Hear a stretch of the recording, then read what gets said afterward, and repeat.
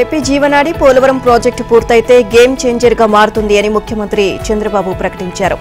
ఇక రాష్ట్రంలో కరువును నివారించవచ్చు అని చెప్పారు. సాగునీటి ప్రాజెక్టులు పోలవరం నిర్మాణంపై నిన్న అసెంబ్లీలో జరిగిన లఘు చర్చ సందర్భంగా ఆయన మాట్లాడారు.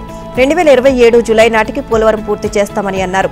ఇక ఉమ్మడి గుంటూరు జిల్లా బొల్లాపల్లి వద్ద రిజర్వాయర్ నిర్మించి పోలవరం కూడి ప్రధాన కాలువ ద్వారా గోదావరి జలాలను తరలించి 150 టీఎంసీలను నిల్వ చేస్తామని చెప్పారు. అక్కడ నుంచి బనకచెర్లకు తీసుకువెళ్లి పెన్నా నదికి అనుసంధానించే కార్యక్రమం చేపడతామని అన్నారు. ఇందుకోసం 72,000 కోట్ల రూపాయల వ్యయం అవుతుంది అని అంచనా వేసినట్లు చెప్పారు. ఇక ఆర్థిక ఇబ్బందుల్లో ఉన్న రాష్ట్రానికి ఇంత పెద్ద ఎత్తున నిధులు సమీకరించడం కష్టమేనని అన్నారు సీఎం చంద్రబాబు. దీనిపై కేంద్రంతో కూడా మాట్లాడతామని చెప్పారు. ఇక 4P విధానంలో నిధులు సమీకరించడంపై దృష్టి పెడతామని అన్నారు. హైబ్రిడ్ విధానంలో కార్యాచరణ అమలు చేస్తామని తెలియజేశారు. పోలవరం ఎడమ ప్రధాన కాలువ ద్వారా వచ్చే ఏడాది వర్షాకాలం నాటికి అనకాపల్లికి గోదావరి జలాలను తరలిస్తామని తెలిపారు. అక్కడి నుంచి విజయనగరం జిల్లాలోని నదులను అనుసంధానం చేసుకుంటూ శ్రీకాకుళం జిల్లాలోని నాగావళి వంశధారలను కలుపుతూ బాహుదా నది దాకా తీసుకువెళ్తామని అన్నారు. వంశధారలో వరద ఉంటే నీరు విశాఖ వైపు వస్తుందని తెలియజేశారు. ఉత్తరాంధ్ర సుజల స్రవంతి పథకంలో రివర్స్ పంపింగ్ విధానం ద్వారా శ్రీకాకుళం జిల్లా సరిహద్దు దాకా గోదావరి జలాలను తరలిస్తామని అన్నారు. ఇక నదుల అనుసంధానంపై వినూత్న ఆలోచన చేస్తున్నామని అన్నారు. జాతీయ రహదారి వెంబడి జల రవాణా చేపట్టే యోజన ఉందని, అందుకు ముందుకు వచ్చే భాగస్వామ్య సంస్థలను ఆహ్వానిస్తామని చెప్పారు. ఇందులో రైతులను భాగస్వాములను చేయాలి అన్న సీనియర్ ఎమ్మెల్యే గోరంట్ల బుచ్చయ్య చౌదరి సలహాపై సానుకూలంగా స్పందించారు. అయితే రైతులపై భారం వేయబోమని సీఎం తేల్చి చెప్పారు. విశాఖలో రిషికొండపై కట్టిన విలాసమైన ప్యాలెస్ కు పెట్టిన ఖర్చుతో 26,000 మంది పేదవారికి ఇల్లు కట్టించి ఇవ్వవచ్చు అని మంత్రులు దుయ్యబట్టారు. ఒక వ్యక్తి కోసం రిషికొండలో ఏర్పాటు చేసిన విలాసాలు చూస్తే ఎవరికైనా గుండె ఆగిపోతుంది అని వ్యాఖ్యానించారు. రిషికొండ ప్యాలెస్ వ్యవహారంపై బహిరంగ చర్చకు ప్రభుత్వం సిద్ధంగా ఉంది అని స్పష్టం చేశారు. జగన్ చేసిన పనికి సిగ్గుపడాల్సింది పోయి ఎదురుదాడికి ప్రయత్నిస్తున్నారు అంటూ శాసన మండలిలోని వైసీపీ సభ్యులను ఉద్దేశించి మంత్రులు అచ్చెన్నాయుడు, కందుల దుర్గేష్ తీవ్ర స్వరం వినిపించారు. ప్రశ్నోత్తరాల సమయంలో టీడీపీ సభ్యులు దువ్వారపు రామారావు, వేపాడు చిరంజీవిరావు, పంచుమర్తి అనురాధ రిషికొండ ప్యాలెస్లపై ప్రశ్నలు వేశారు. ఇక ఆ ప్రశ్నలకు పర్యాటక శాఖ మంత్రి కందుల దుర్గేష్ సమాధానమిచ్చే క్రమంలో వైసీపీ సభ్యులు తీవ్ర నిరసన తెలియజేశారు. దీనిపై అధికార విపక్ష సభ్యుల మధ్య తీవ్ర వాగ్వాదం చోటు చేసుకుంది. అనంతరం వైసీపీ సభ్యులు మండలి నుంచి వాకౌట్ చేశారు. రిషికొండపై 58 గదులతో ఉన్న హారతి రిసార్ట్స్ ను కూలగొట్టి గత ముఖ్యమంత్రి జగన్ కోసం విలాసవంతమైన ప్యాలెస్ ను నిర్మించారు అని మంత్రి దుర్గేష్ అన్నారు. ఈ ప్యాలెస్ నిర్మాణం పూర్తిగా అబద్దాల పునాదిపైనే జరిగింది అన్నారు.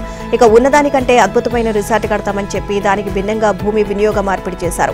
ముఖ్యమంత్రి క్యాంపు కార్యాలయం కోసం అంటూ జీవో ఇచ్చారు. చివరకు ప్యాలెస్ ను 480 కోట్లు పెట్టి కట్టారు. అందులో ఒక బాత్ టబ్బు ఖరీదే 12 లక్షలు ఉంది. ఇక రోమ్ నగరం తగలబడుతుంటే ఫిడేల్ వాయించిన రాజు తీరును జగన్ చేష్టలు గుర్తుకు తెస్తున్నాయి. ప్యాలెస్ నిర్మాణం అవుతుండగానే దీనిపై కోర్టులో కేసులు దాఖలయ్యాయి. పరిశీలనకు కోర్టు ఒక కమిటీ వేసింది. న్యాయస్థానం ఇచ్చే తీర్పు కోసం వేచి చూస్తున్నాం అని దుర్గేష్ తెలియజేశారు. గ్రామాలను స్వచ్ఛంగా శుభ్రంగా ఉంచడం మనందరి బాధ్యత అని ఉప ముఖ్యమంత్రి పవన్ కళ్యాణ్ అన్నారు. రాష్ట్రంలో త్వరలోనే డంపింగ్ యార్డ్ల ఏర్పాటు, నిర్వహణపై ఒక విధానం తీసుకొస్తామని స్పష్టం చేశారు. ఇక శాసన మండలిలో సభ్యులు అడిగిన ప్రశ్నలకు సమాధానమిచ్చారు. గ్రామ పంచాయతీలో డంపింగ్ యార్డ్ల నిర్వహణ అవసరాన్ని గుర్తించామని, ఆ సమస్యను ఖచ్చితంగా పరిష్కరిస్తామని చెప్పారు. వాటి నిర్వహణ అందరి బాధ్యత అని పేర్కొన్నారు. ఇక భూమి అందుబాటులో లేని నేపథ్యంలో 10 నుంచి 15 పంచాయతీలు కలిపి ఒక డంపింగ్ యార్డ్ ఏర్పాటు చేయాలి అన్న ఆలోచన చేస్తున్నామని, త్వరలోని కార్యాచరణ ప్రకటిస్తామని వెల్లడించారు. చెత్త నుంచి సంపద సృష్టి కేంద్రాల నిర్వహణకు 15 ఆర్థిక సంఘం నిధులు ఇచ్చామని తెలిపారు. ఇక రాష్ట్రంలో 2015 నుంచి ఉపాధి హామీ పథకానికి అనుగుణంగా 10,808 గ్రామ పంచాయతీలు డంపింగ్ యార్డులను చెత్త నుంచి సంపద సృష్టి కేంద్రాలుగా అభివృద్ధి చేశామని అన్నారు. మిగిలిన 2,518 గ్రామ పంచాయతీల్లో ఈ కేంద్రాలు లేవని చెప్పారు.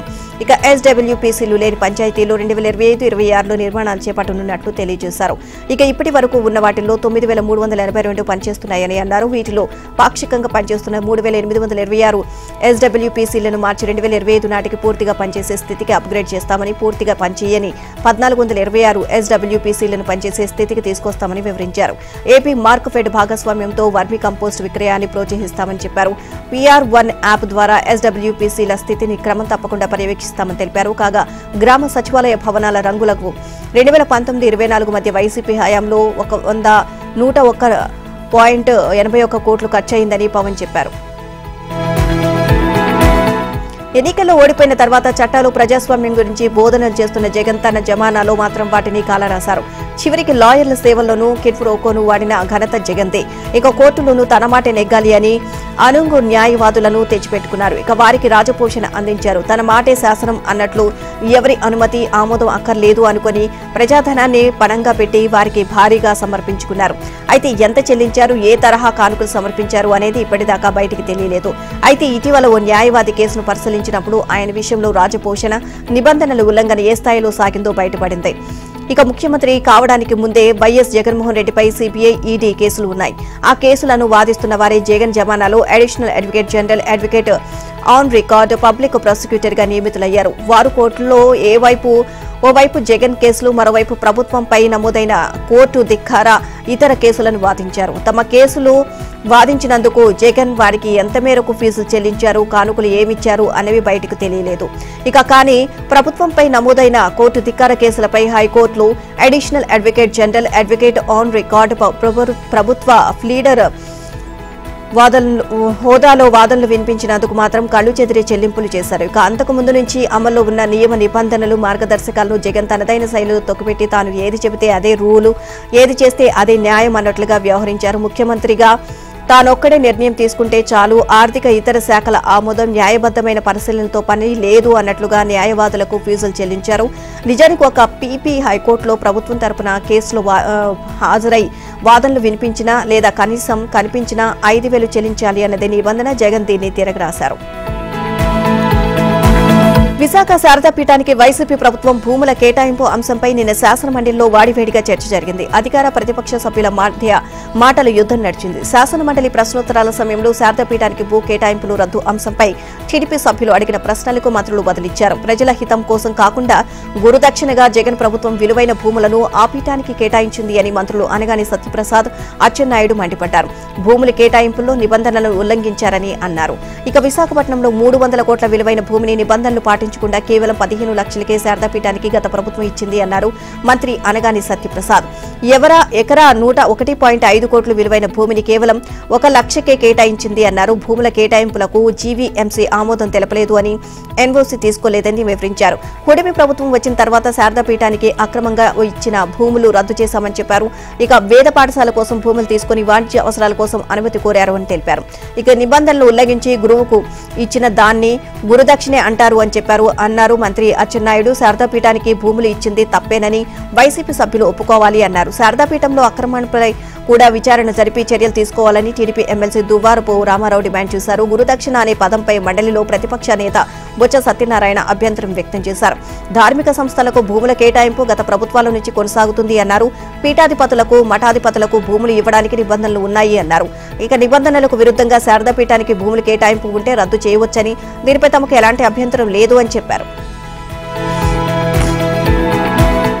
సినీ దర్శకుడు రామ్ గోపాల్ వర్మ పోలీసు విచారణకు డుమ్మా కొట్టారు. నిన్న ప్రకాశం జిల్లా ఒంగోలు రూరల్ సర్కిల్ స్టేషన్లో విచారణకు హాజరు కావాల్సి ఆయన తనకు షూటింగ్ ఉన్నందున 4 రోజులు గడువు కావాలి అని కోరుతూ విచారణ అధికారికి వాట్సాప్ ద్వారా మెసేజ్ చేశారు. అదేవిధంగా తన తరపు న్యాయవాది ఎన్ శ్రీనివాసరావు ద్వారా లేఖ పంపారు. ఇక ఈ నేపథ్యంలో మరోసారి వర్మకు నోటీసులు జారీ చేసేందుకు పోలీసులు సిద్ధమయ్యారు. సామాజిక మాధ్యమాల్లో అనుచిత అసభ్యకరమైన పోస్టు పెట్టారు అంటూ వర్మపై 2 తెలుగు రాష్ట్రాల్లో 10 కేసులు నమోదైనట్లు సమాచారం. సార్వత్రిక ఎన్నికల ముందు అప్పటి ప్రతిపక్ష నేత చంద్రబాబు, జనసేన అధినేత పవన్ కళ్యాణ్లపై అసభ్యకరంగా సోషల్ మీడియాలో వర్మ పోస్టులు పెట్టారు. మద్దిపాడు పోలీస్ స్టేషన్లో టీడీపీ మండల కార్యదర్శి ముత్తనపల్లి రామలింగయ్య ఫిర్యాదు చేయడంతో వర్మకు నోటీసులు ఇచ్చి విచారణకు పిలిచారు. దీంతో కేసును కొట్టివేయాలని వర్మ హైకోర్టులో క్వాష్ పిటిషన్ దాఖలు చేశారు. దీన్ని న్యాయమూర్తి తోసిపుచ్చారు.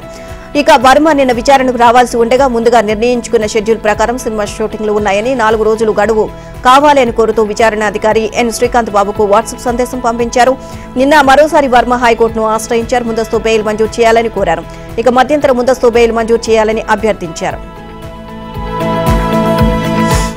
విశాఖలో లా స్టూడెంట్ అత్యాచార ఘటనపై రాష్ట్ర హోంశాఖ మంత్రి వంగలపూడి అనిత స్పందించారు.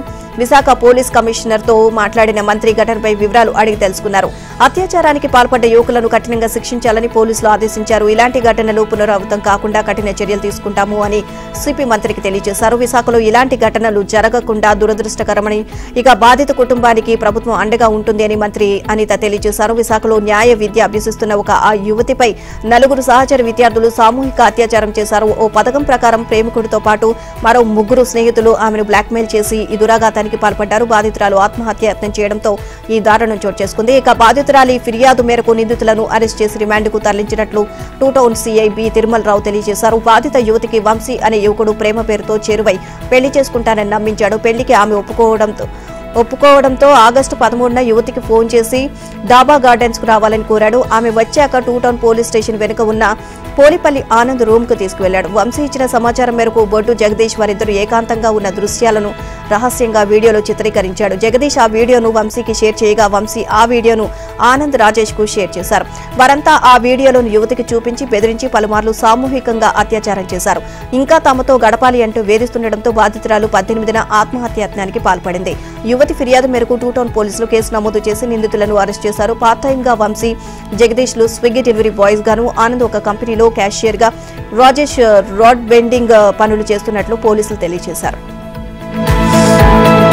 మాజీ మంత్రి వైఎస్ వివేకానందరెడ్డి హత్య కేసులో YCP MP YS Avinash Reddy, Devireddy Shivshankar Reddy, ఆయన కొడుకు చైతన్యరెడ్డికి సుప్రీంకోర్టు నోటీసులు జారీ చేసింది. తన తండ్రి హత్య కేసులో నిందితులైన అవినాష్ రెడ్డి, శివశంకర్ రెడ్డికి ఇచ్చిన బెయిల్ ను రద్దు చేయాలి అని కోరుతూ వివేక కుమార్తె సునీతారెడ్డి గత నెల 14న సుప్రీంకోర్టును ఆశ్రయించారు. ఇక ఆ పిటిషన్ పై నిన్న ప్రధాన న్యాయమూర్తి జస్టిస్ సంజీవ్ ఖన్నా, జస్టిస్ సంజయ్ కుమార్లతో కూడిన ధర్మాసనం విచారణ జరిపింది. సునీత తరపున సీనియర్ న్యాయవాది సిద్ధార్థ లూత్రా వాదనలు వినిపించారు. ఈ కేసులో అప్రూవర్ గా మారిన వ్యక్తిని A5 శివశంకర్ రెడ్డి కొడుకు చైతన్యరెడ్డి జైలుకు వెళ్లి బెదిరించారని ధర్మాసనం దృష్టికి తీసుకువెళ్లారు.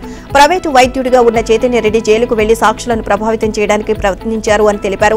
ఆయన రెగ్యులర్ గా జైలుకు వెళ్లి వైద్య పరీక్షలు నిర్వహించే వైద్యుడు అని ప్రధాన న్యాయమూర్తి ప్రశ్నించారు. కాదని జైలు నిబంధనలకు విరుద్ధంగా జైల్లోకి వెళ్లారని లూత్రా బదులిచ్చారు. ఇక అవినాష్ రెడ్డి కీలక నిందితుల్లో ఒకరని, ఆయన బెయిల్పై ఉండడం వల్లే ఇటువంటివి జరుగుతున్నాయని తెలిపారు. ఈ కేసులో చైతన్యరెడ్డితో పాటు రాష్ట్ర ప్రభుత్వాన్ని కూడా ప్రతివాదులుగా చేర్చాలని కోరారు. లూత్రా వాదనలతో ఏకీభవించిన ధర్మాసనం చైతన్యరెడ్డిని రాష్ట్ర ప్రభుత్వాన్ని ప్రతివాదులుగా చేర్చడానికి అంగీకరించి నోటీసులు జారీ చేసింది. తదుపరి విచారణను వచ్చే ఏడాది మార్చి 3వ తేదీ నుంచి ప్రారంభమయ్యే వారానికి వాయిదా వేసింది. ఇక వివేక మాజీ పిఏ ఎంవి కృష్ణారెడ్డి ఈ హత్య కేసు దర్యాప్తు పురోగతిని అడ్డుకునేందుకే సునీతారెడ్డి, అల్లుడు రాజశేఖర్ రెడ్డి, సిబిఐ అధికారి రామ్ సింగ్లపై ప్రైవేటు ఫిర్యాదులు చేశారని లూత్రా ధర్మాసనానికి నివేదించారు. ఇక రాజకీయ దురుద్దేశాలతోనే కేసును పక్కదారి పట్టించే ప్రయత్నం చేశారని తెలిపారు. తమపై పెట్టిన కేసులను కొట్టివేయాలని కోరుతూ ఈ ముగ్గురు వేర్వేరుగా సుప్రీంకోర్టును ఆశ్రయించారు. రాష్ట్రంలో రహదారుల నిర్వహణను ప్రైవేటు ఏజెన్సీలకు అప్పగించాలి అని చెప్పి ప్రభుత్వం భావిస్తుంది. భవిష్యత్తులో రోడ్ల నిర్వహణ కోసం ప్రభుత్వ నిర్ణయాలపై ఆధారపడకుండా నిరంతర ప్రక్రియగా కొనసాగాలి అనేది ముఖ్యమంత్రి చంద్రబాబు ఆలోచన. ఇక 2016-19 మధ్యకాలంలో ఈ విధానాన్ని పాక్షికంగా అమలు చేశారు. అయితే జగన్ అధికారంలోకి వచ్చాక దీన్ని రద్దు చేయడంతో పాటు రహదారుల నిర్వహణను పూర్తిగా గాలికి వదిలేశారు. దీంతో రోడ్ల పరిస్థితి అధ్వానంగా మారింది. ఏపీ రోడ్లపై సోషల్ మీడియాలో ట్రోలింగ్ జరగని రోజే లేదు.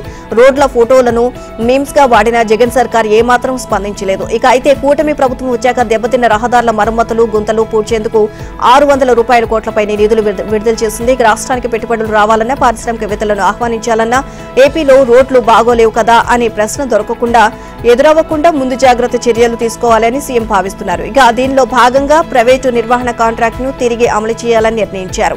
టెండర్ల ద్వారా ఒక ఏజెన్సీని ఎంపిక చేసి గ్రామీణ, జిల్లా, రాష్ట్ర ప్రధాన రహదారుల నిర్వహణ బాధ్యతలు అప్పగిస్తారు. ఎక్కడ రహదారి దెబ్బతిన్నా, గుంతలు పడినా ఆ ఏజెన్సీనే మరమ్మతు చేసేలా విధి విధానాలు ఉంటాయి. రహదారుల నిర్వహణ కాంట్రాక్టు 2.5 ఏళ్లకా లేక 5 సంవత్సరాల చొప్పున ఇవ్వాలా అన్నది సీఎం స్థాయిలో నిర్ణయం తీసుకుంటారు. కాలపరిమితిపై స్పష్టత వచ్చాక నిర్వహణ వ్యయం ఎంత అన్నది నిర్ణయిస్తారు. దీనిపై అధ్యయనం చేయాలని ఆర్ఎన్బిని ప్రభుత్వ పెద్దలు ఆదేశించినట్లు తెలిసింది. ప్రైవేటు నిర్వహణకు ఇచ్చే రహదారులపై టోల్గేట్ల ఏర్పాటు చేసి వాహనదారుల నుంచి డబ్బులు వసూలు చేస్తారన్న ప్రచారంలో నిజం లేదు అని ఆర్ఎన్బి మంత్రి బీసీ జనార్దన్ రెడ్డి స్పష్టం చేశారు. ప్రభుత్వాన్ని అప్రతిష్ట పాలు చేసేందుకు కొందరు ఉద్దేశపూర్వకంగా తప్పుడు ప్రచారం చేస్తున్నారని మండిపడ్డారు.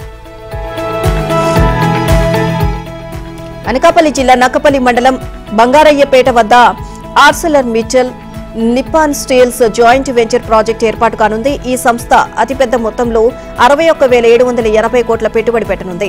ఈ ఇంటిగ్రేటెడ్ స్టీల్ ప్లాంట్ తొలి దశ నిర్మాణ పనులను 2029 నాటికి పూర్తి చేస్తారు. ఈ ప్రాజెక్టుతో 21,000 మందికి ఉద్యోగాలు లభిస్తాయి. ఏపీకి భారీ ఎత్తున పెట్టుబడులు పెట్టేందుకు ముందుకు వచ్చిన సంస్థలకు ప్రభుత్వం పచ్చజెండా ఊపింది. ఆయా సంస్థల ఏర్పాటుతో రాష్ట్రానికి 85,000 కోట్లకు పైగా పెట్టుబడులు తరలి రానున్నాయి. దీంతో పెట్టుబడులను ఆకర్షించి 5 ఏళ్లలో 20 లక్షల ఉద్యోగాలు కల్పించడమే లక్ష్యంగా కూటమి ప్రభుత్వం గత 5 నెలలుగా చేస్తున్న ప్రయత్నాలు కార్యరూపం దాల్చినట్లయింది. రాష్ట్ర ప్రభుత్వం ఇటీవల నూతన పారిశ్రామిక విధానాలను ప్రకటించిన తర్వాత అనేక దిగ్గజ కంపెనీలు రాష్ట్రంలో భారీ స్థాయిలో పెట్టుబడులు పెట్టి పరిశ్రమలు నెలకొల్పేందుకు ముందుకు వస్తున్న సంగతి తెలిసిందే. ఇలా వచ్చిన 10 సంస్థలకు ల్యాండ్ పూలింగ్ విధానంలో భూములు కేటాయించాలి అని ప్రభుత్వం నిర్ణయించింది. సీఎం చంద్రబాబు అధ్యక్షతన నిన్న సాయంత్రం వెలగపూడిలోని సచివాలయంలో రాష్ట్ర పెట్టుబడుల ప్రోత్సాహక బోర్డు తొలి సమావేశం నిర్వహించారు. గడిచిన 5 నెలల్లో వచ్చిన పెట్టుబడులకు సంబంధించిన ప్రతిపాదనలు, పలు ఒప్పందాలు, వాటి పురోగతిపై చర్చించారు. మొత్తం 85,083 కోట్ల భారీ పెట్టుబడులతో 33,966 మందికి ఉద్యోగాలు కల్పించేందుకు ముందుకు వచ్చిన 10 పారిశ్రామిక సంస్థల ప్రతిపాదనలకు ఎస్ఐపివి సమావేశం ఆమోదం తెలిపింది. పత్తి అమ్మకాలు రైతులు చిత్తవుతున్నారు. తేమ శాతం, పింజ పొడవు, సర్వర్ సమస్యలతో సీసీఐ కేంద్రాలు రైతులకు చుక్కలు చూపిస్తున్నాయి. సీసీఐ నిబంధనలతో మద్దతు ధర దక్కక ప్రైవేటు పరిశ్రమలకు తీసుకువెళ్లి వచ్చిన ధరకు రైతులు పత్తిని అమ్ముకుంటున్నారు. ఇక సీసీఐ కేంద్రాలు రైతులకు విచిత్రమైన పరిస్థితులు ఎదురవుతున్నాయి. ఎండ ఎక్కువగా ఉన్న సమయంలో పత్తిని తీసుకువెళ్తే సీసీఐ తేమ పరీక్షలో నెగ్గుతోంది. ఇక సాయంత్రం తీసుకువస్తున్న పత్తి లాట్లలో తేమ శాతం ఎక్కువగా ఉండడంతో తిరస్కరిస్తున్నారు. ఇక సీసీఐ కేంద్రాల్లో తేమ శాతం చూసేందుకు బయ్యర్లు 2 రకాల యంత్రాలు ఉపయోగిస్తున్నారు.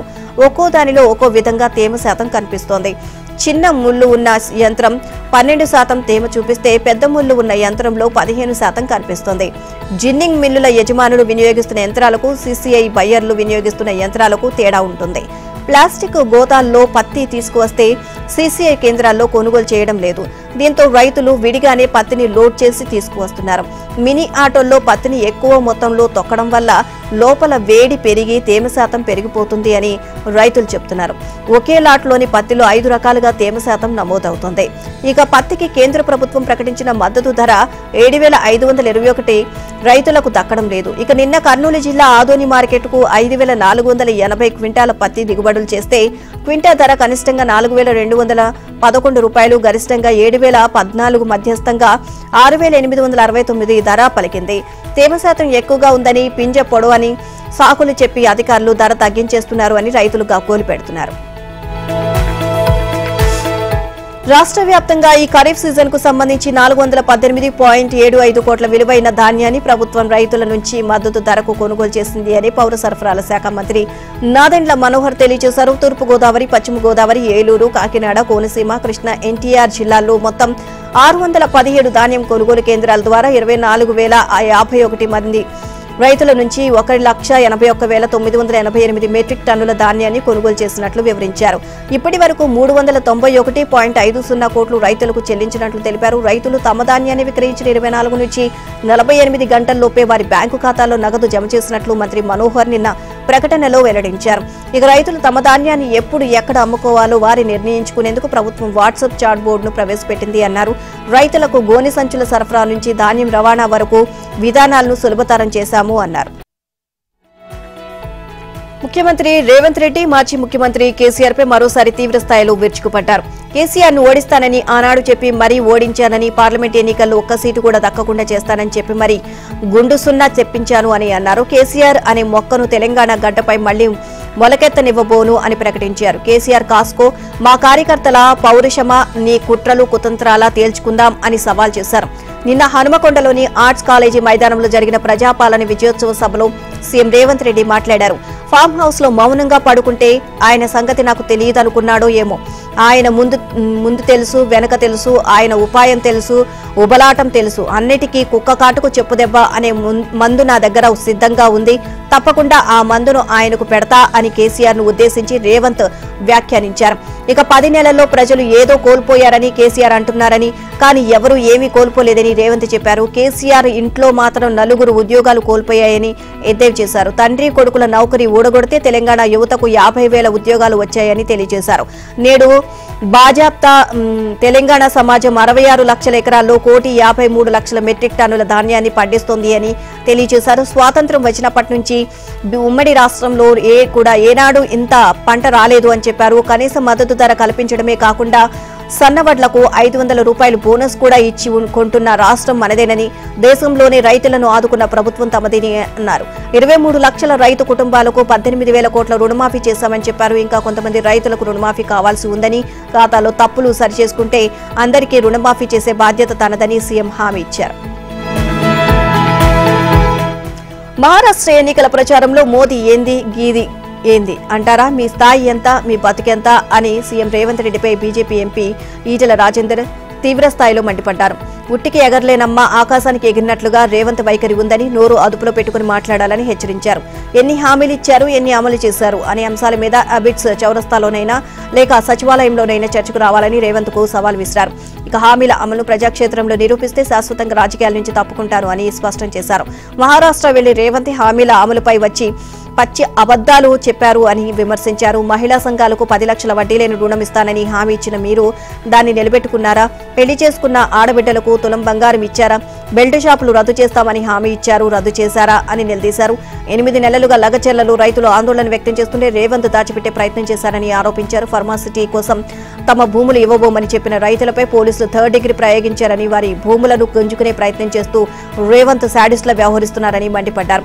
ఇక రేవంత్ ప్రభుత్వం వచ్చాక రాష్ట్రంలో కిరాణా కొట్లు కూడా బెల్ట్ షాపులుగా మారాయని ధ్వజమెత్తారు. పిల్లలు మద్యానికి బానిసలుగా మారుతుండటంతో తల్లిదండ్రులు తీవ్ర మానసిక వేదనకు గురవుతున్నారని అన్నారు. గుడి బడి పక్కన విచ్చలవిడిగా మద్యం షాపులకు అనుమతులు ఇచ్చారని ఆరోపించారు.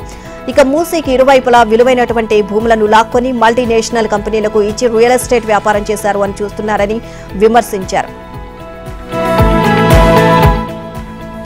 ఇక అధికారంలోకి వచ్చాక ప్రజలకు చేసిందేమీ లేదు, నువ్వేం చేశావో చెప్పలేక పిచ్చి మాటలు మాట్లాడి కేసీఆర్ ను తిడతావా? కాంగ్రెస్ విజయోత్సవ సభలో 11 నెలల ప్రగతి చెప్పకుండా కేసీఆర్ నామస్మరణ చేసినంత మాత్రాన నీ పాపం పోదు అని సీఎం రేవంత్ రెడ్డిని ఉద్దేశించి మాజీ మంత్రి హరీష్ రావు అన్నారు. వరంగల్ సభలో సీఎం వ్యాఖ్యలపై ఒక ప్రకటన ద్వారా ఆయన స్పందించారు. శాతగానోనికి మాటలెక్కువ, సేవలోనికి బూతులెక్కువ అన్నట్లుగా ఆయన పరిస్థితి ఉంది. నువ్వెంత గింజుకున్నా లాభం లేదు. అశోక్ నగర్ నిరుద్యోగుల నుంచి లగచర్ల దాకా, రైతుల నుంచి గిరిజన బిడ్డల దాకా నువ్వు చేసిన ఘోరాలు సమసిపోవు. తెలంగాణ ప్రజలు మర్చిపోరు. కేసీఆర్ లాంటి గొప్ప వ్యక్తి నీ జీవితంలో అర్థం కాడు. తొక్కుకుంటూ వచ్చానని గొప్పలు కొడుతున్నావు అన్నారు. ఇక అధికారంలోకి వచ్చేందుకు కాంగ్రెస్ నాయకులను తొక్కినావు, షార్ట్ కట్ లో అధికారం చేగించుకొని ఇప్పుడు ప్రజలను తొక్కుతున్నావు అని హరీష్ ధ్వజమెత్తారు. అన్ని వర్గాలను విజయవంతంగా మోసం చేసిన కాంగ్రెస్ జరపాల్సింది విజయోత్సవం కాదని అపజయోత్సవాలు అని పేర్కొన్నారు. ఏం సాధించావు అని సంబరాలు జరుపుకుంటున్నావు అని సీఎం రేవంత్ రెడ్డిని ప్రశ్నించారు. కాగా నిజ నిర్ధారణ కోసం లగచర్లకు వెళ్తున్న సామాజిక కార్యకర్తలను పోలీసులు అడ్డుకోవడం దుర్మార్గము అని హరీష్ రావు మండిపడ్డారు. అధికారం ఉందని సాధారణ ప్రజలనే కాదు జర్నలిస్టులు, మానవ హక్కుల కార్యకర్తలను నిర్బంధాలకు గురి చేస్తున్నారని, రాష్ట్రంలో రేవంత్ రెడ్డి నిర్బంధ, నిరంకుశ, రాక్షస పాలన కొనసాగిస్తున్నారని హరీష్ రావు ఆరోపించారు. విద్యుత్ నిర్వహణ సరఫరా చేతగాని కాంగ్రెస్ ప్రభుత్వం ప్రజలను ఇబ్బంది పెట్టేలా మరో తుగ్లక్ చర్య చేపట్టిందని బీఆర్ఎస్ వర్కింగ్ ప్రెసిడెంట్ కేటీఆర్ విమర్శించారు. హైదరాబాద్ లో విద్యుత్ వినియోగం పెరిగిందని, దానికి ప్రజలే వ్యక్తిగతంగా ట్రాన్స్ఫార్మర్లు ఏర్పాటు చేసుకోవాలి అంటూ ప్రభుత్వం జనంపై భారం మోపే ప్రయత్నం తగదు అని పేర్కొన్నారు. అపార్ట్మెంట్ సముదాయాల్లో విద్యుత్ వినియోగం 20 కిలోవాట్లు దాటితే అపార్ట్మెంట్ వాసులు సొంతంగా ట్రాన్స్ఫార్మర్లు ఏర్పాటు చేసుకోవాలని టీఎస్పీసీ పీడీఎస్ఎల్ నోటీసులు ఇవ్వడంపై ఒక ప్రకటనలో ఆయన అభ్యంతరం వ్యక్తం చేశారు. గతంలో ఎన్నడూ లేని విధంగా ఈ నిబంధన ఎందుకు తెచ్చారు అని ప్రశ్నించారు. దీనిపై సీఎం రేవంత్ రెడ్డి స్పందించాలని కేటీఆర్ డిమాండ్ చేశారు. లగచర్లలో అధికారులపై దాడి ఘటనలో కీలక పాత్రధారి రెండో నిందితుడు ఏటు బొనగాని సురేష్ రాజ్ కోర్టులో లొంగిపోయాడు. నిన్న మధ్యాహ్నం తన న్యాయవాదులతో కలిసి వచ్చి Kodangal junior first class magistrate కోర్టులో లొంగిపోయిన అతనికి జడ్జి 14 రోజులు రిమాండ్ విధించింది.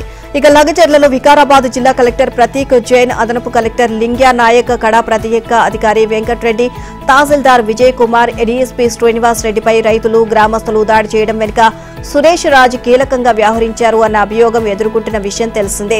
ఈ నెల 11న లగచర్ల ఘటన చోటు చేసుకోగా అప్పటి నుంచి సురేష్ రాజ్ పరారీలో ఉన్నారు. అతని ఆచూకీ కోసం వారం రోజులుగా 4 పోలీసు బృందాలు ముమ్మరంగా గాలిస్తున్నాయి. ఇక ఈ నేపథ్యంలో అతను పోలీసులు కళ్లు కప్పి నేరుగా కోర్టులో లొంగిపోవడం చర్చనీయాంశంగా మారింది. ఇక ఇదిలా ఉండగా ఇదే కేసులో A38 నేరాల హనుమంతు, A41 నీరటి సురేష్ ను నిన్న కోర్టులో హాజరుపరచగా వారికి 14 రోజుల రిమాండ్ విధించారు. పోలీసులు 3 నిందితులను సంగారెడ్డి జైలుకు తరలించారు. కాగా సురేష్ రాజ్ ను కస్టడీకి కోరుతూ పోలీసులు పిటిషన్ దాఖలు చేశారు. ఇదే కేసులో A1 గా ఉన్న కొడంగల్ మాజీ ఎమ్మెల్యే పట్నం నరేందర్ రెడ్డిని కస్టడీ కోరుతూ పోలీసులు వేసిన పిటిషన్ ఇవాళ విచారణకు రానుంది. ఈ కేసులో ఇప్పటి వరకు అరెస్ట్ అయిన వారి సంఖ్య 28కి చేరుకుంది. Nizam institute of medical sciences NIMS ఆసుపత్రిలో లభించే అన్ని రకాల వైద్య సేవలు, శస్త్రచికిత్సలను ఆరోగ్యశ్రీ పరిధిలోకి తీసుకొస్తూ రాష్ట్ర ప్రభుత్వం కీలక నిర్ణయం తీసుకుంది. దీంతో పేద మధ్యతరగతి వర్గాలకు వైద్య సేవలు వరంగా ఎంతో మేలు జరగనుంది. ఆరోగ్యశ్రీ కార్డు ఉంటే చాలు 10 లక్షల వరకు అన్ని రకాల వైద్య సేవలను నిమ్స్ లో ఉచితంగా పొందే వెసులుబాటు కలుగునుంది. నిమ్స్ ఆసుపత్రిలో చాలా రకాల వైద్య సేవలు అందుబాటులోకి ఉన్నప్పటికీ వాటిలో కొన్ని మాత్రమే ఆరోగ్యశ్రీ పరిధిలోకి వస్తున్నాయి. ఆ పరిధిలో లేని చికిత్స, సర్జరీ చేయించుకోవాలంటే ముఖ్యమంత్రి కార్యాలయం నుంచి లెటర్ ఆఫ్ క్రెడిట్ LOC తీసుకోవాల్సి వచ్చేది. అంటే చికిత్సకు అయ్యే ఖర్చు ఎంతో పేర్కొంటూ రోగి పేరిట వైద్యులు ఒక లేఖ ఇస్తారు. ఆ లేఖ ఆధారంగా తమకు అయ్యే వైద్య ఖర్చులను భరించాలని కోరుతూ రోగులను CMO లేదా మంత్రి, ఎమ్మెల్యే, MLC, MP ద్వారా దరఖాస్తు చేసుకోవాల్సి ఉంటుంది. రోగికి తెల్ల రేషన్ కార్డు ఉంటే దాని ప్రకారం లేదా వారి వార్షిక ఆదాయాన్ని పరిగణలోకి తీసుకుని వైద్యులిచ్చిన శస్త్రచికిత్స వ్యయ అంచనాలను బేరీజు వేసి మొత్తం ఖర్చును లేదా కొంచెం తక్కువగా అయ్యే మొత్తాన్ని ప్రభుత్వమే భరిస్తుందని సదరు రోగికి తక్షణమే వైద్య చికిత్సను అందించాలని ఆదేశిస్తూ ఇచ్చే లేఖని LOCగా వ్యవహరిస్తారు. నిమ్స్ లో ప్రస్తుతం కొన్ని చికిత్సలను ఇలా LOC ఆధారంగా చేస్తున్నారు. తర్వాత ఆ మొత్తం వ్యయాన్ని ప్రభుత్వం నిమ్స్ కు జమ చేస్తుంది. కాంట్రాక్టు ఉద్యోగుల క్రమబద్ధీకరణకు రాష్ట్ర ప్రభుత్వం తీసుకొచ్చిన జీవో 16 పై హైకోర్టు కీలక వ్యాఖ్యలు చేసింది. ఈ జీవో ద్వారా Telangana regulation of appointments to public services and rationalisation of staff pattern act 1994లో చేర్చిన సెక్షన్ 10 అక్రమమని తేల్చి చెప్పింది. జీవో ద్వారా చట్టంలో సవరణలు చేయడం, సెక్షన్లను మార్చడం చెల్లదని, అది రాజ్యాంగ విరుద్ధమని వ్యాఖ్యానించింది. ఆ సెక్షన్ను కొట్టివేస్తున్నామని మంగళవారం స్పష్టం చేసింది. ఇప్పటి వరకు రెగ్యులైజేషన్ చేసిన ఉద్యోగులను తొలగించాల్సిన అవసరం లేదు అని పేర్కొంది. జూనియర్ లెక్చరర్లు, పాలిటెక్నిక్, డిగ్రీ లెక్చరర్లు, ఇతర కాంట్రాక్టు ఉద్యోగులను క్రమబద్ధీకరించేందుకు 2016 ఫిబ్రవరి 26న ఇప్పటి వరకు జీవో 16ను జారీ చేసింది. కొలువులను నోటిఫికేషన్ల ద్వారా భర్తీ చేయాలే తప్ప ఇలా క్రమబద్ధీకరించుకుంటూ పోతే ఉద్యోగార్థులకు అన్యాయం జరుగుతుంది అంటూ పలువురు నిరుద్యోగులు హైకోర్టులో వేర్వేరుగా 6 వ్యాజ్యాలను దాఖలు చేశారు. ఈ పిటిషన్లపై జస్టిస్ సుజోయ్ పాల్, జస్టిస్ నామవరపు రాజేశ్వరరావు ధర్మాసనం విచారణ చేపట్టింది. ముఖ్యమంత్రి రేవంత్ రెడ్డి అల్లుడు జి సత్యనారాయణ డైరెక్టర్ గా ఉన్న మ్యాక్స్ బయాన్ ఫార్మా కంపెనీపై ఢిల్లీలోని ఎన్ఫోర్స్మెంట్ డైరెక్టరేట్ కు బీఆర్ఎస్ ఫిర్యాదు చేసింది. సంబంధిత కంపెనీలో సత్యనారాయణ లక్షల షేర్లు ఉన్నట్లు బీఆర్ఎస్ నేత కృషాంక్ ఈడీ అధికారులకు తెలియజేశారు. అదే కంపెనీలో మరో డైరెక్టర్ గా అన్నం శరత్ ఉన్నారని, ఆయనకు సంబంధించిన మరో కంపెనీలో కూడా రేవంత్ అల్లుడికి 21 లక్షల షేర్లు ఉన్నాయి అని ఆరోపించారు. గచ్చిబౌలి సిద్దిక్ నగర్ లో త్రుటిలో పెను ప్రమాదం తప్పింది. కొండాపూర్ డివిజన్ సిద్దిక్ నగర్ లో 5 అంతస్తుల భవనం పక్కకు ఒరిగడంతో అందులో నివాసం ఉంటున్న వారితో పాటు స్థానికులు తీవ్ర భయాందోళనకు గురయ్యారు. భవనం పక్కనే మరో బిల్డింగ్ నిర్మాణ పనులు జరుగుతున్నాయి. సెల్లార్ కోసం తవ్విన గుంత కారణంగా ఆ వైపున భవనం పిల్లర్లు కుంగడంతో పక్కకు ఒరిగిందని స్థానికులు అంటున్నారు. సమాచారం తెలుసుకున్న GHMC, హైడ్రా అధికారులు రంగంలోకి దిగారు. సమీప భవనాల్లో నివాసం ఉంటున్న వారిని ఖాళీ చేయించారు. ఏ క్షణంలో భవనం కూలుతుందోనని స్థానికులు తీవ్ర భయాందోళనకు గురవుతున్నారు. పార్లమెంట్ శీతాకాల సమావేశాలు ఈ నెల 25న ప్రారంభం కానున్నాయి. డిసెంబర్ 20 వరకు జరగనున్నాయి. వక్ఫ్ సవరణ బిల్లు, ఒక దేశం ఒకే ఎన్నిక బిల్లును ఈ సమావేశాల్లోనే ప్రవేశపెట్టాలని మోదీ ప్రభుత్వం భావిస్తుంది. వీటిని కాంగ్రెస్ నేతృత్వంలోని MDE కూటమి తీవ్రంగా వ్యతిరేకిస్తోంది. ఈ నెల 23న మహారాష్ట్ర, జార్ఖండ్ ఎన్నికల ఫలితాలు వెలువడనున్నాయి.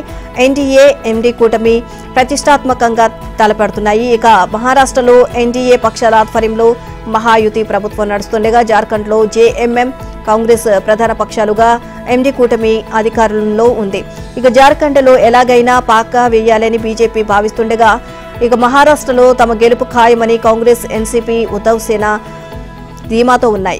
ఎవరు గెలుస్తారో 23న తేలనున్న నేపథ్యంలో శీతాకాల సమావేశాలకు ప్రాధాన్యం ఏర్పడింది. 24వ తేదీ ఆదివారం 11 గంటలకు పార్లమెంటు భవనంలో అఖిలపక్ష సమావేశం జరగనుంది. ఈ విషయాన్ని పార్లమెంటరీ వ్యవహారాల మంత్రి కిరణ్ రిజిజు నిన్న ఎక్స్లో వెల్లడించారు. స్వతంత్ర భారత రాజ్యాంగం అమల్లోకి వచ్చి 75 ఏళ్లైన సందర్భంగా ఈ నెల 26వ తేదీన రాజ్యాంగ దినోత్సవం నిర్వహించనున్నట్లు తెలియజేశారు. సంవిధాన్ సదన్లో సెంట్రల్ హాల్లో ఈ కార్యక్రమం జరుగుతుంది అన్నారు.